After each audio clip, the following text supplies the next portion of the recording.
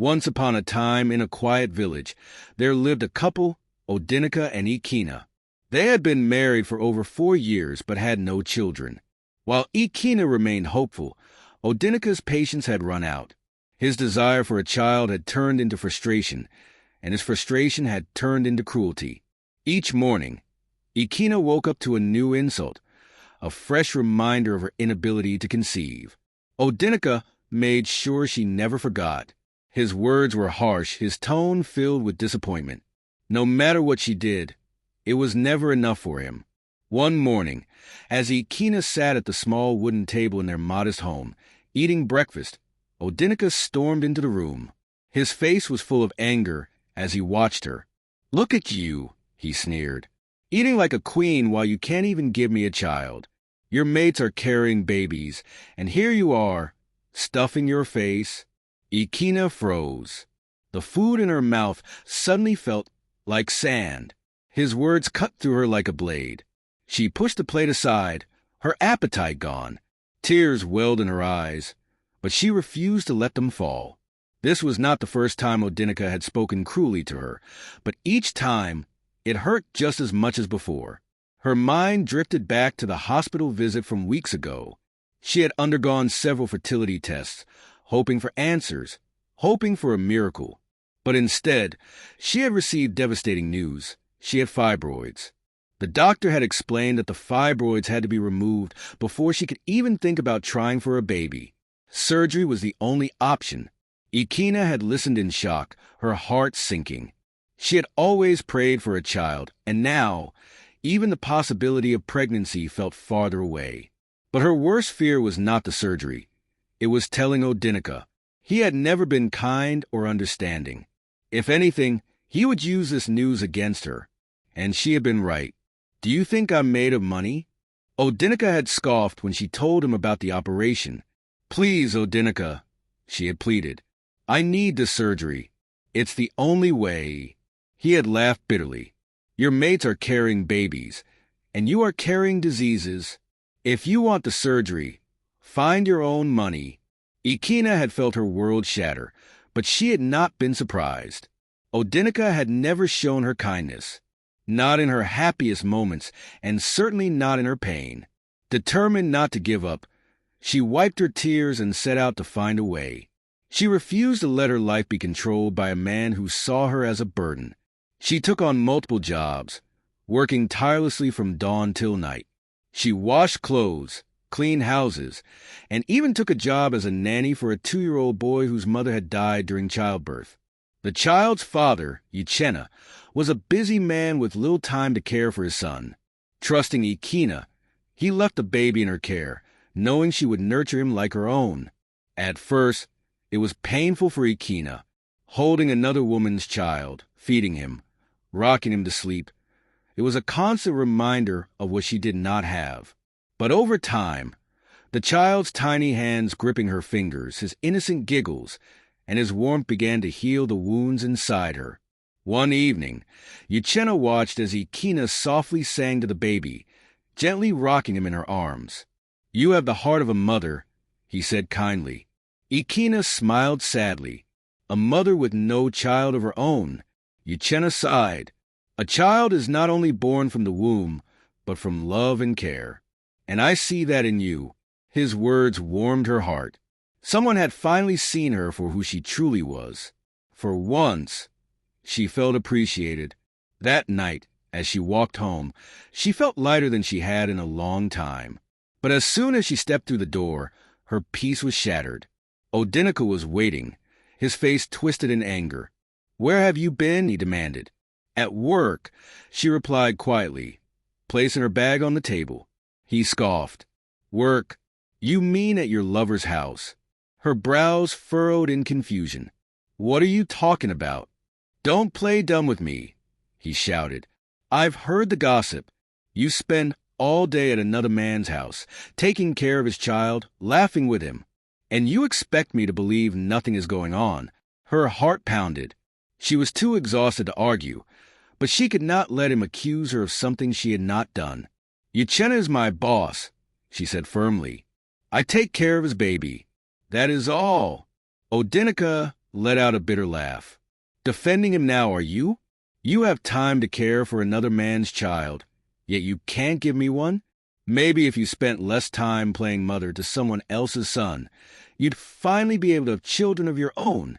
Ekena stood frozen. His words sliced through her like a dagger. I am doing this for us, she said, her voice trembling. I work hard every day to save money for my surgery. For the IVF that costs so much. Shut up, Odinica roared. I will not have my wife running around another man's house like a shameless woman. You will quit that job immediately. That is final. She stared at him in disbelief. Quit? And do what? Sit here every day while you insult me. His eyes darkened. If you don't leave that job, then leave my house. Silence stretched between them. Her mind raced. She had sacrificed so much, endured so much, and yet nothing was ever enough for him. She thought of Uchena's kind words. She thought of the baby's innocent smile. She thought of her future, and she made a decision. Ekena packed her bags that night. She walked out of the house where she had once cried herself to sleep and never looked back. As she stepped into the night, she felt a strange sense of relief. She had lost a marriage, but she had found herself. The night was quiet as Ekena stepped out of the house she had once called home. Her heart pounded, but she refused to look back. The weight of years of pain and suffering lifted with every step she took. For the first time in a long while, she felt free. She made her way to Uchena's house, her mind racing. Would he accept her? Would she truly be safe? She had nowhere else to go, but something told her that this was where she needed to be.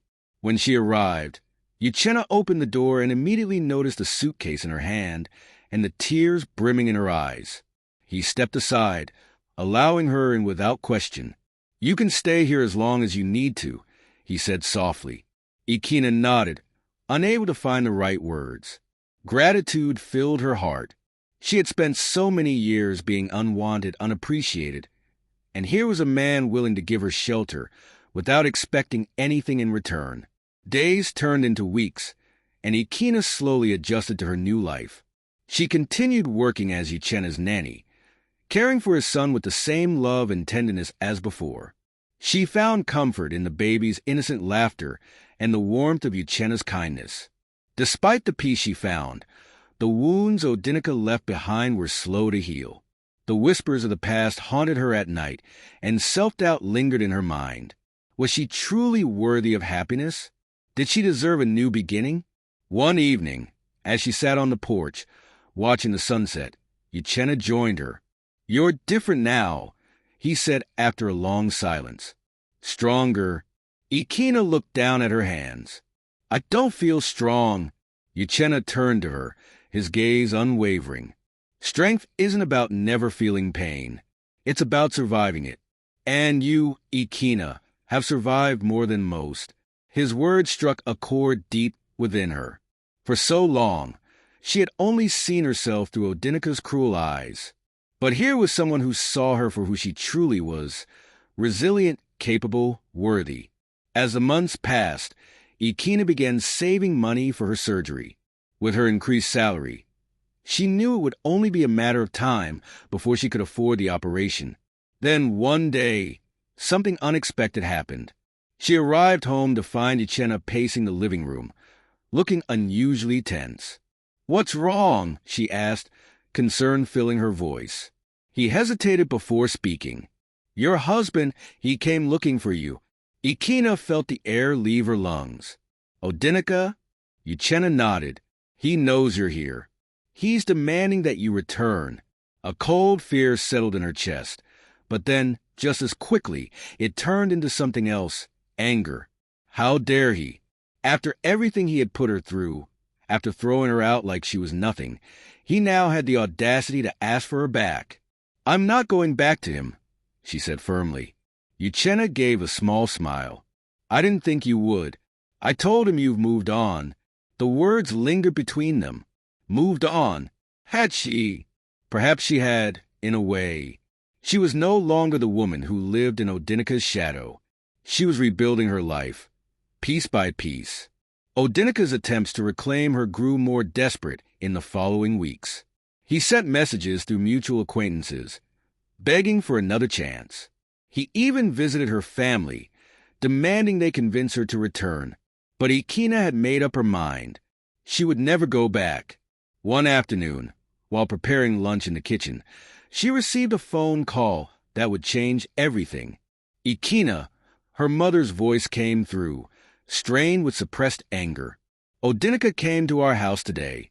He brought his new woman with him. Ekena gripped the counter, her hands trembling. What did he want? He wants his bride price back, her mother said bitterly. He said you are no longer his wife. A sharp pain stabbed through her heart, but to her surprise, there was also relief. It was over. Officially, finally over. Her mother continued. He threw the money on the table like you were a possession he was returning. But let me tell you something, my child. You are not a thing to be given away. You are my daughter, and you are worth more than any bride price. Tears welled in Ekena's eyes. I understand, Mama.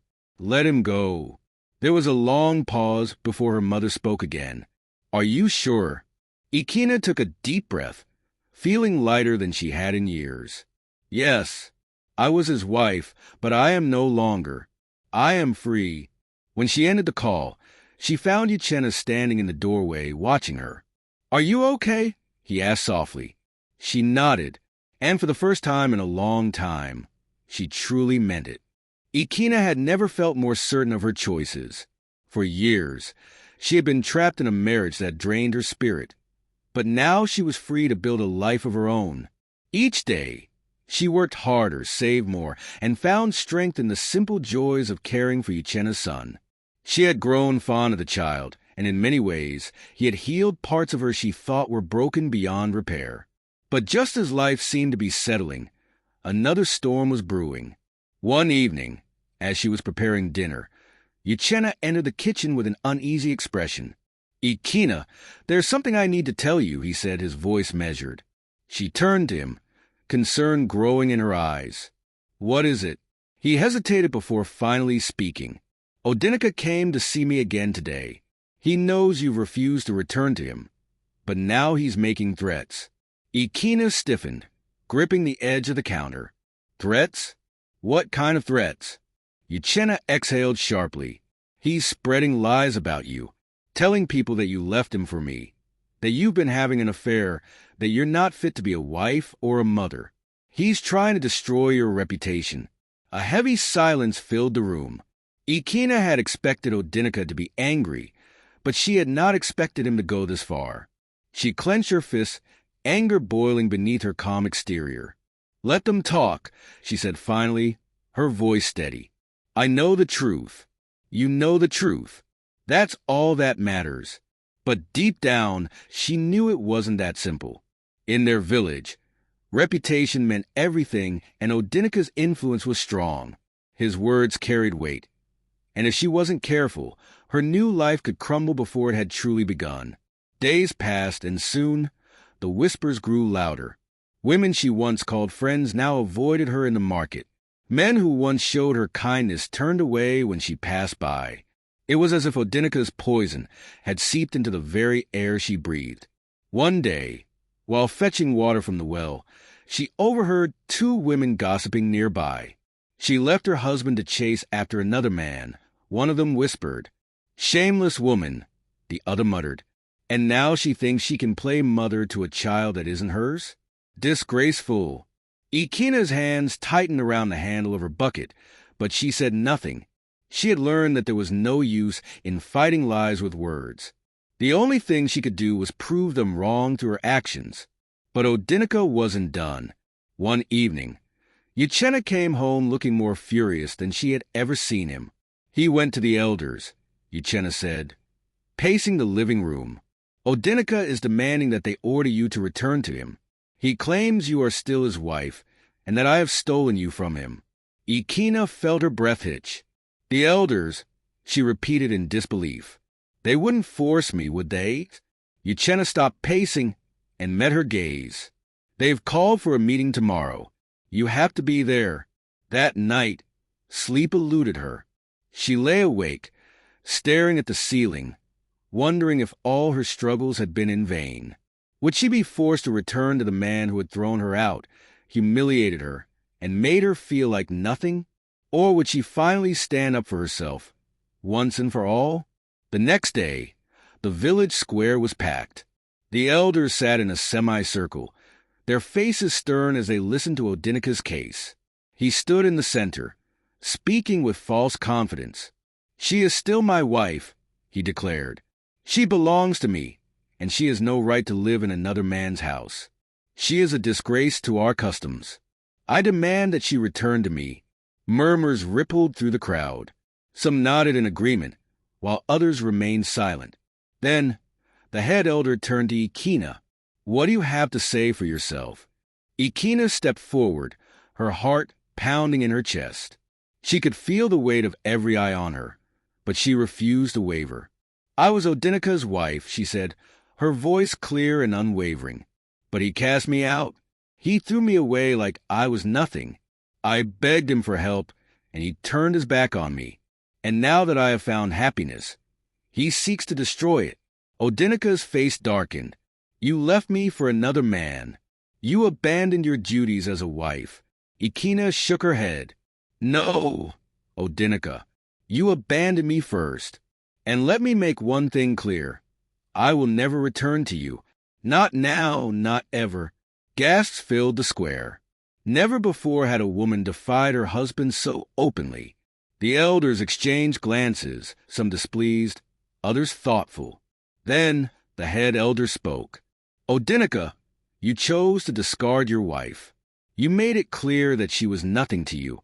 Now, you expect us to force her back? That is not justice." Odinika opened his mouth to protest, but the elder raised a hand to silence him. "Ekena is free to live her life as she pleases. This meeting is over." A stunned silence followed.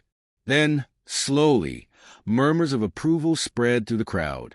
Ekena stood tall, a mixture of relief and triumph washing over her.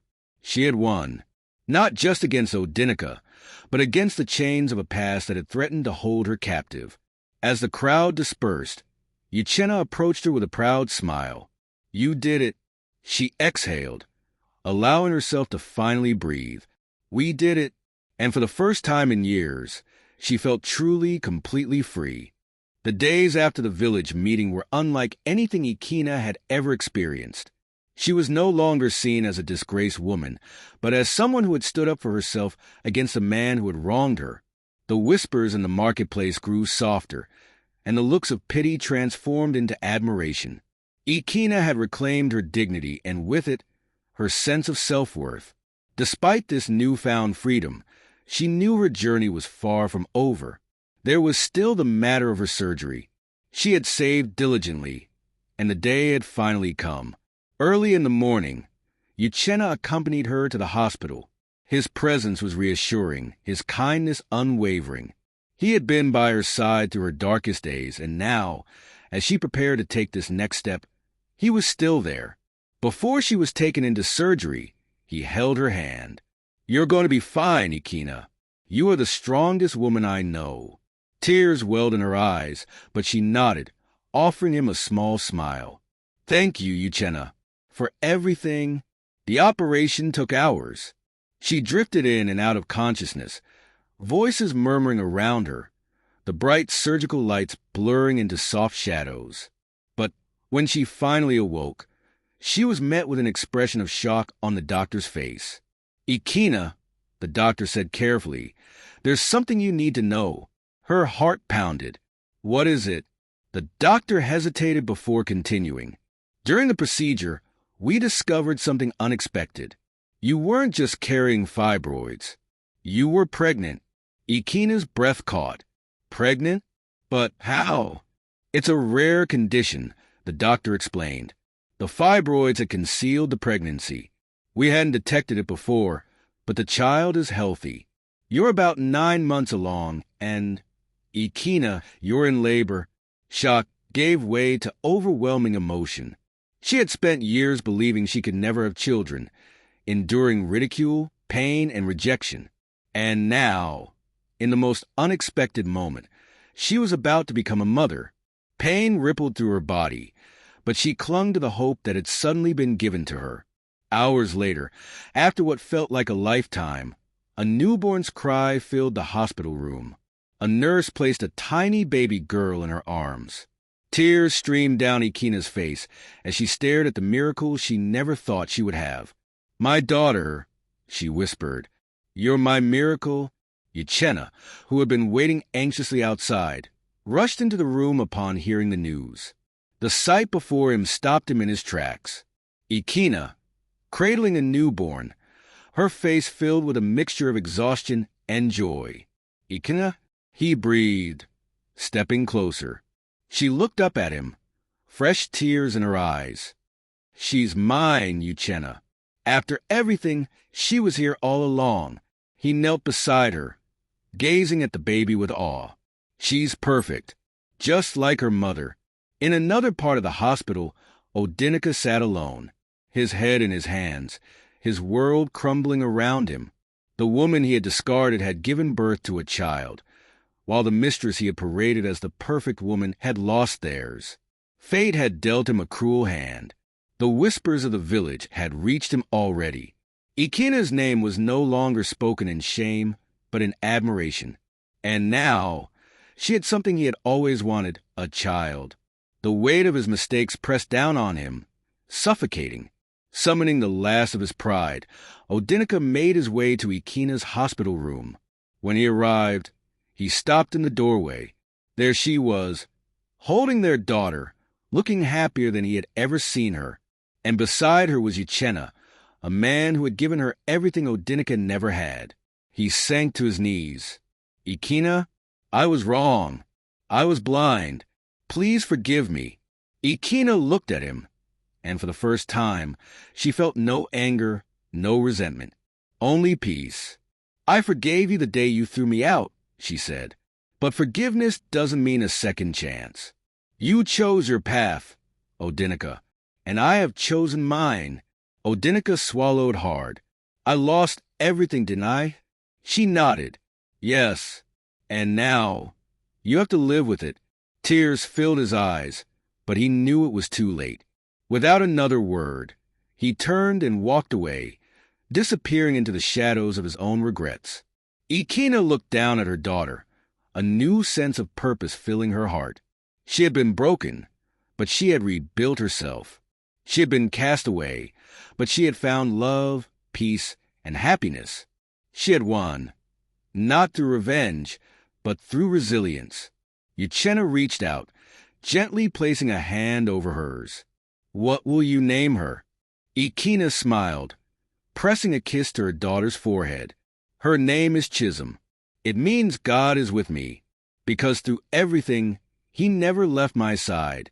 Ekena squeezed her hand. "Neither did I." She looked at him then, truly seeing him for the first time. The man who had stood by her, who had supported her when she had nothing. And in that moment, she knew this was a love she had always deserved. As the sun set outside the hospital window, painting the sky in hues of gold and crimson, Ekena knew one thing for certain. This was just the beginning of her happily ever after.